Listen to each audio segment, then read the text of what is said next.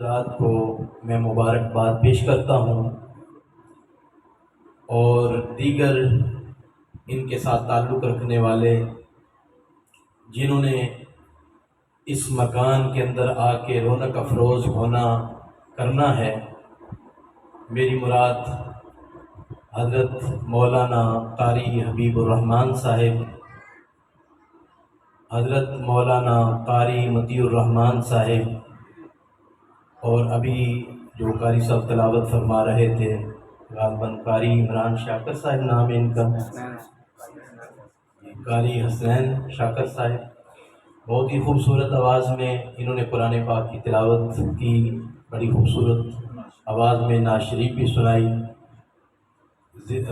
قلبی سکون نصیب ہو رہا تھا۔ اللہ تعالیٰ ان کی آواز میں مزید سوز عطا فرمائے۔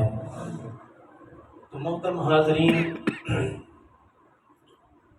اہل خانہ نے اللہ تعالیٰ کی نعمت کا شکر ادا کرنے کے لیے ہم سب کو مدعو کیا ہے۔ ہم سبھی حضرات یہاں حاضر ہیں،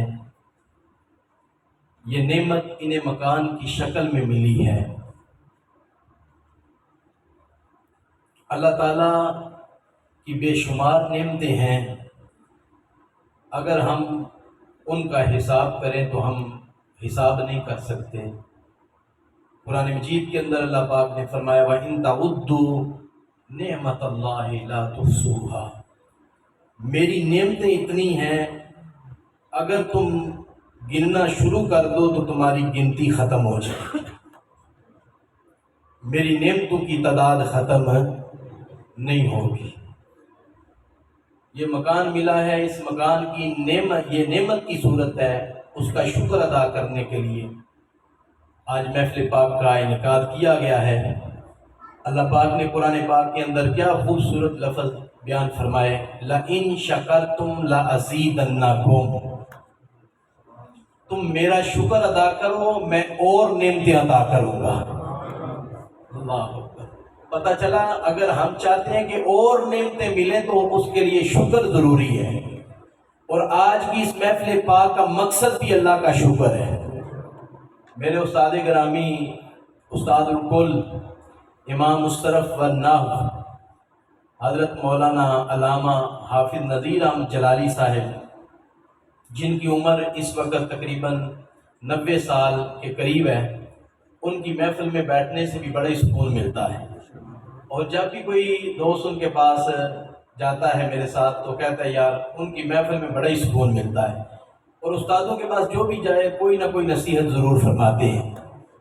استادوں نے ساری زندگی پڑھایا ہے، درس نامی کی کتب پڑھائی ہیں، پچھلی عمر میں بیٹے جوان ہوئے، کوئی انہوں نے محنت کی، مزدوری کی، تو انہوں نے کوٹھی بنائی۔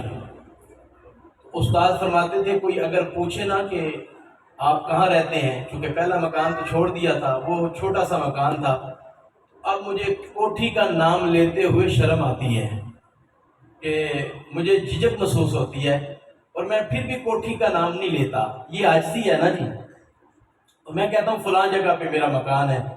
اور پھر استاد فرمایا کرتے تھے کہ میں نے ساری زندگی حدیث پاک پڑھائی ہے، اور آپ جانتے ہیں یہ میرے جتنے بھی مسلک کے لوگ بیٹھے ہیں، اداروں کے اندر نا تھوڑا تھوڑا تبرک استادوں کو دیتے ہیں، تھوڑی تھوڑی تنخواہیں ہوتی ہیں، سارے جانتے ہیں۔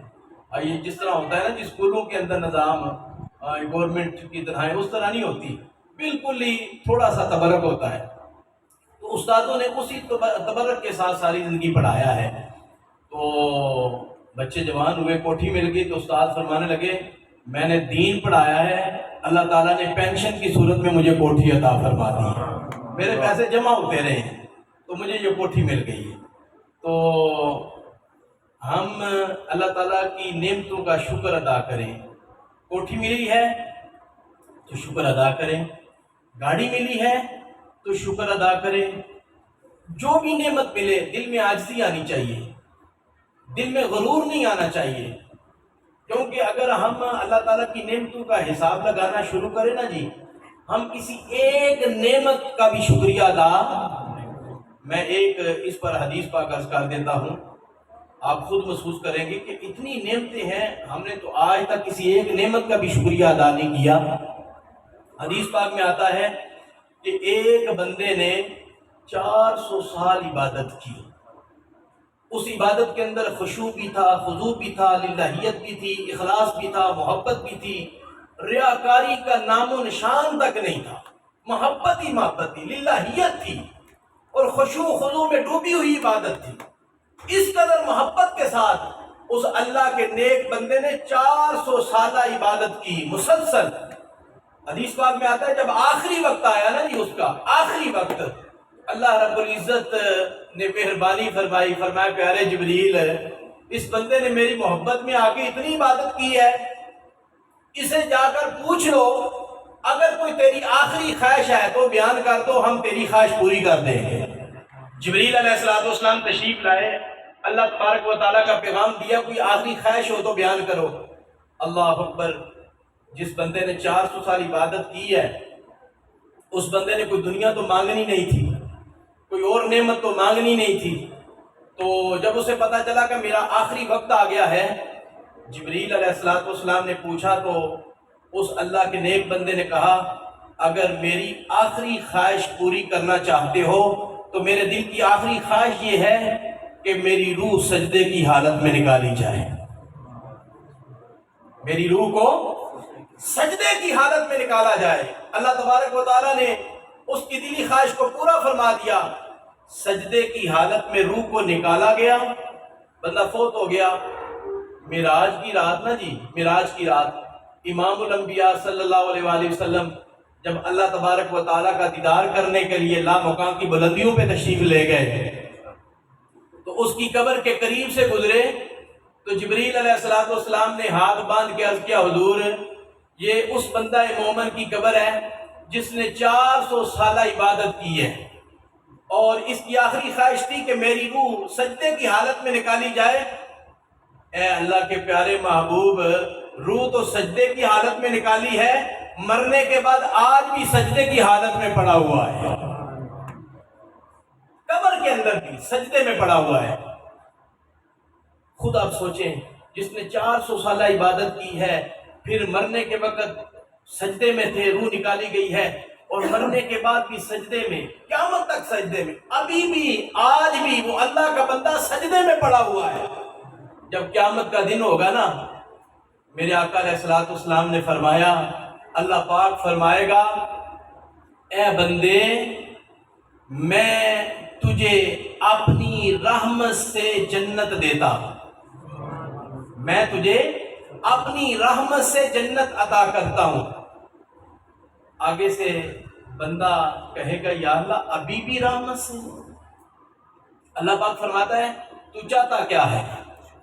ادھر آگے تشریف لائے حضرت مولانا قاری اسلم صاحب کو آگے تشریف، ابھی بھی تو، ابھی اللہ تبارک و تعالیٰ نے فرمایا تو چاہتا کیا ہے؟ اس نے کہا کہ اے اللہ مجھے عملوں کی بنا پر جنت عطا کی جائے۔ کس کی بنا پر؟ عملوں کی بنا پر مجھے جنت عطا کی جائے۔ اللہ تبارک و تعالیٰ نے فرمایا ٹھیک ہے، اگر تو چاہتا ہے تو عملوں کا حساب بھی تو کرنا ہے۔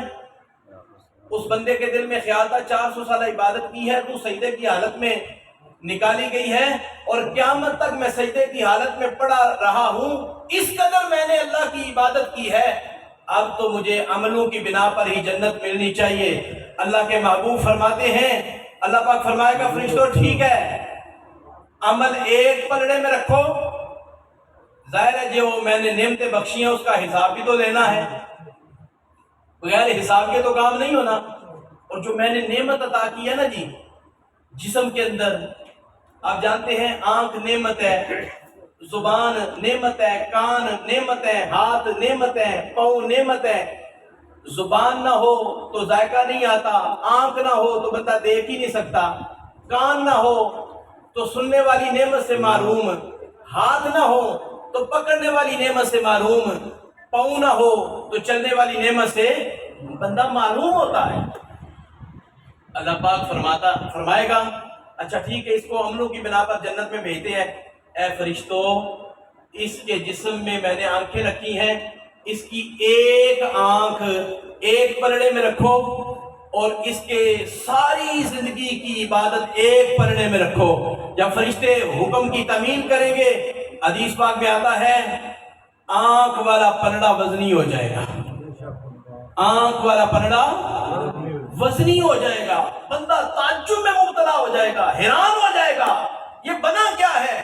اللہ پاک فرمائے گا اے بندہ مومن، ابھی تو ایک آنکھ ہے، دوسری بھی رہتی ہے.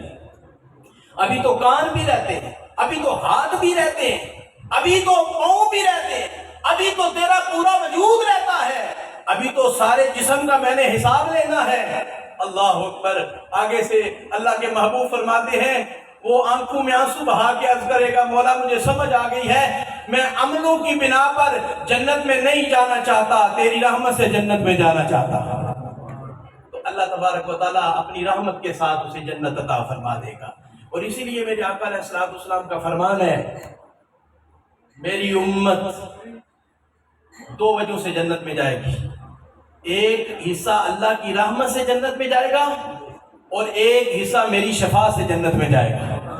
اس کا مطلب یہ نہیں کہ عملوں کی بنا پر نہیں، رحمت بھی اسے ہی نصیب ہوتی ہے نا جو اعمال کرے گا.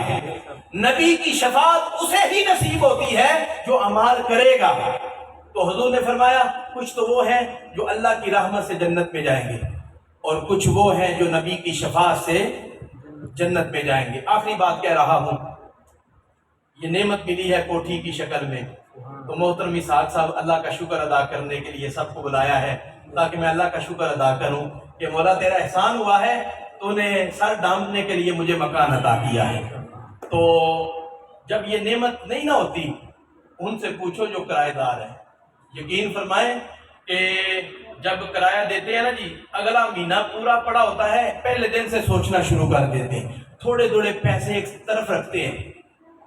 اور اگر کبھی کرایہ لیٹ ہو جائے تو مالک مکان آنکھیں بھی نکالتے ہیں اور یہ بھی کہتے ہیں کہ جناب سن لو، اگلی بار اگر کرایہ وقت پہ نہ دیا تو پھر کسی اور مکان میں ہی جانا پڑے گا.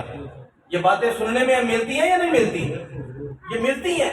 یہ کرایہ دار سے پوچھو کہ مکان کتنی بڑی نعمت ہے. آج انہوں نے اللہ پاک نے ان کو مکان عطا فرمایا ہے. جب یہ نعمت نہیں ہوتی اس وقت اس کی قدر کتنی دل میں ہوتی ہے. حضرت شیخ سعدی رحمۃ اللہ تعالی علیہ کا آپ نے نام سنا ہوا ہے. حضور غوث پاک کے دور کے ہیں، نہایت ہی اونچے درجے کے ولی ہیں. ابھی وقت نہیں کہ ان کی شان کو عرض کروں کہ کتنے اونچے درجے کے یہ ولی تھے. صرف ایک بات کی طرف اشارہ کرنا چاہتا ہوں. حضرت شیخ سعدی رحمۃ اللہ تعالی علیہ فرماتے ہیں کہ میرا نا جوتا آگے پیچھے ہو گیا، کسی نے چرا لیا، تو میں شکوہ کر رہا تھا اے اللہ میں تیرا نام لیتا ہوں، میں نمازیں پڑھتا ہوں، میں تہجد پڑھتا ہوں، میں اوابین کے نفل بھی پڑھتا ہوں، اشراق کے نفل بھی پڑھتا ہوں، درود پاک بھی پڑھتا ہوں، یا اللہ ساری عبادت کرتا رہتا ہوں، میرے پاؤں میں جوتا کوئی نہیں. اور جو دنیا دار ہیں جو نمازیں بھی نہیں پڑھتے، دیگر اعمال بھی کوئی نہیں کرتے، ان کے پاس اتنی نعمتیں ہیں. فرماتے ہیں میرے دل میں نا یہ باتیں آئی شکوے کے طور پر، میں دل میں کہہ رہا تھا. فرماتے ہیں جب میں دوبارہ نماز پڑھنے کے لیے مسجد کے دروازے پہ گیا نا تو میں نے مسجد کے دروازے کے باہر ایک بندہ دیکھا جس کے دونوں پاؤں ہی کوئی نہیں تھے. دونوں پاؤں ہی کوئی نہیں تھے. فرماتے ہیں میں جوتے کو رو رہا تھا، بندے کو دیکھا تو دونوں پاؤں کوئی نہیں تھے. میں نے دوسری بات نہیں کہی، اللہ کے گھر میں گیا، وضو کیا، سجدہ شکر ادا کیا. یا اللہ جو شکوے کے کلمات میں نے ادا کیے مجھے معاف کر دینا، میں جتنا بھی شکر ادا کروں تھوڑا ہے. پاؤں اس کے تو پاؤں کوئی نہیں، میرے پاؤں تو سلامت ہے، میرے پاؤں تو سلامت ہے نا، میں جوتے کو کیا کرنا ہے. اس سے پوچھے پاؤں کی قدر کیا ہے جس کے پاس پاؤں کی دولت نہیں ہے. اس لیے محترم حاضرین کبھی بھی ہم شکوہ نہ کریں کہ مالک نے ہمیں دیا کیا ہے، بس جو اس کی تقسیم پہ راضی ہو جائے وہ بندہ کامیاب ہے. اللہ رب العزت بہتر جانتا ہے کہ کس کو کتنی نعمت سے نوازنا ہے. کسی کو اللہ تبارک و تعالیٰ نے دنیا میں نعمتیں دینی ہیں اور کسی کو آخرت میں زیادہ نعمتیں عطا فرمانی ہیں. یہ جہان عارضی ہے، یہ دنیا میں ہمیشہ ہم نے نہیں رہنا، ایک وقت گزارنا ہے، پھر اگلے جہان میں جانا ہے. تو اس لیے اللہ پاک کا فرمان ہے لَإِن شَكَرْتُمْ لَأَزِيدَنَّكُمْ، جب میری نعمت ملے تو میرا شکر ادا کرو، میں نعمتوں کے اندر اضافہ کروں گا۔ آج محترم اسحاق صاحب اللہ کی نعمت کا شکریہ ادا کرنے کے لیے، محترم عثمان صاحب اللہ کا شکریہ ادا کرنے کے لیے انہوں نے گھر میں سب حضرات کو مدعو کیا ہے۔ میری دعا ہے اللہ تبارک و تعالی اس مکان کے اندر خیر و برکت کا نزول فرمائے، اس مکان کو آسمانی آفات و بلیات سے محفوظ فرمائے، اور اس مکان کے اندر رہنے والوں کو قلبی سکون نصیب فرمائے۔ وآخر دعوانا ان الحمد للہ رب العالمین۔